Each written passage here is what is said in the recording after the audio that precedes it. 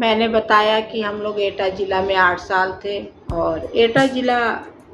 उस समय क्रिमिनल इलाका, डकैतों का गढ़, चंबल, वहाँ बहुत जंगल है जहाँ बड़े-बड़े डकैत रहते थे और बहुत ही एक डर और भय बहुत था उस समय, क्योंकि बहुत बड़े-बड़े डकैत उस समय हुआ करते थे। और मैंने एक डकैत का बताया था, एक वीडियो में बताया था कि एक डकैत को मारा गया था तो पुलिस लाइन में कितनी भीड़ हो गई थी। तो मेरे पिताजी क्योंकि वहाँ थे तो बहुत एनकाउंटर किए और मुझे लगता है कि मेरे पिताजी ने कम से कम 100 एनकाउंटर किए होंगे। तो एक ऐसी घटना एनकाउंटर की मैं बताऊँगी कि जो आपको सुन के भी बहुत ताज्जुब लगेगा, क्या ऐसा होता है। तो मेरे पिताजी ने किसी बदमाश को या कहीं पर एनकाउंटर किया था किसी पेड़ के नीचे और उसके बाद जो है उनका जहाँ से एनकाउंटर किया उसके बाद कई बहुत महीने क्या कई 2-4-6 महीने के बाद की बात है कि पिताजी जो है जीप से और जीप में जा रहे थे। जीप में 5-6 सिपाही भी थे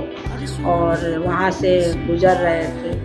और आप विश्वास नहीं करेंगे कि जैसे ही उस पिताजी को तो उस समय नहीं याद था कि जो है भाई वो तो उनका काम है, पुलिस में है। तो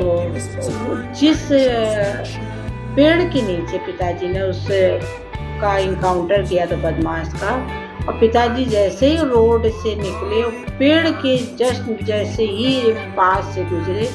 और पिताजी ने बात बताई हम लोगों को बाद में कि बोले मेरी जीप कोई मतलब ना सामने आया ना कोई गड्ढा ना कुछ और मेरी जीप ऑटोमेटिक अपने आप पलट गई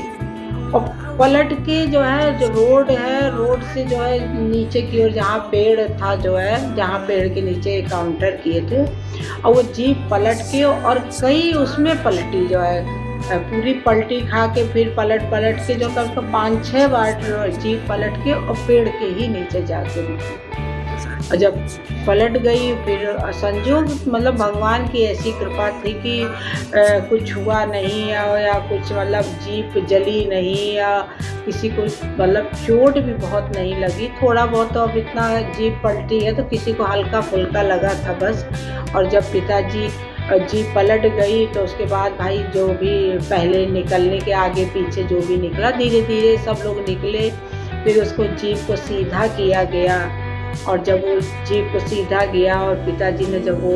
ध्यान से स्थान को देखा तो मेरे पिताजी को वो याद आ गया कि मैंने यहाँ पे एक बदमाश का एनकाउंटर किया था।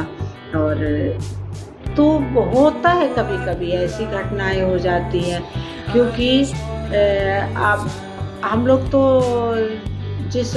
हमारे धर्म में हमारे जो साधु संत सब कहते हैं कि आत्माएं हमारी जो है कुछ आत्माएं भटकती हैं, कुछ आत्माओं की मुक्ति होती है, कुछ आत्माएं जो है सीधे चली जाती, जो भी हो। अब इसमें तो हम लोग जब शरीर छोड़ेंगे हम लोग तब जानेंगे, लेकिन ये घटना बिल्कुल सत्य है और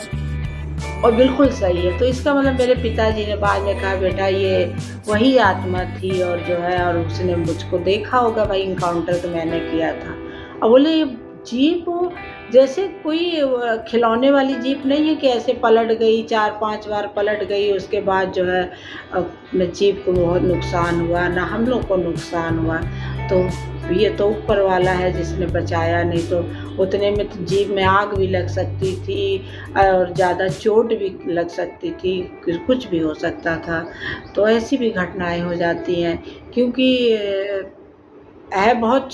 छोटी घटना लेकिन अगर से सोचिए तो बहुत बड़ी घटना है ये। और कि शरीर और आत्मा का बहुत बड़ा जो एक दूसरे का जो संबंध है, शरीर और आत्मा ज़रूर उसकी वहाँ भटक रही होगी, आत्मा वहाँ रही होगी, तभी इतना बड़ा केस मतलब इतनी बड़ी घटना हो गई। और कहीं क्यों नहीं हुई, कुछ मतलब ये भी हो सकता अपने आप पलट गई हो, लेकिन कोई कारण तो होना चाहिए पलटने का। कोई गड्ढा हो गया मिल गया हो तो डिसबैलेंस हो गई, कोई सामने से आ गया जल्दी से ब्रेक लगाया, कोई तो कारण होना चाहिए। पिताजी बोले बेटा वो जब जैसे किसी ने बस नहीं कोई ताक रहा हो, छोटा सा आप खिलौना लेके बैठे हो और उसको ऐसे तुरंत धक्का दे दो तो पलट जाए, तो मतलब ऐसी घटना हो गई थी। फिर पिताजी ने बताया कि बेटा होता है ऐसे जो है, कितनों की आत्माएं भटकती हैं। जैसे मैंने एक बताया था कि एक चिड़िया बहुत रोती थी चरखारी में, और उसको देवी भागवत कराया तो उसको मुक्ति मिल गई।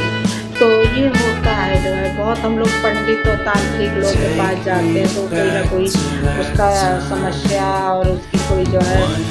उसके बारे में बताते हैं कि आप ये करिए ये करिए ये करिए तो इसका ये होगा। अब ये तो देखिए हम लोग सिर्फ शास्त्र पढ़ते हैं या किसी ने बताया तो जानते हैं। अभी और तो बाकी तो जो क्या सही है कितना गलत है ये तो ना हमको पता है ना आपको पता है। ये तो हम लोग जब जीवन से और जब हमारी आत्मा निकलेगी तब जानेंगे। तो एक ऐसी भी छोटी घटना मैंने कहा आपको बताऊं, मुझे याद आ गई, मैंने आपको शेयर किया। फिर कोई घटना याद आएगी तो आपसे ज़रूर शेयर करूंगी। जय सिया राम, राधे राधे।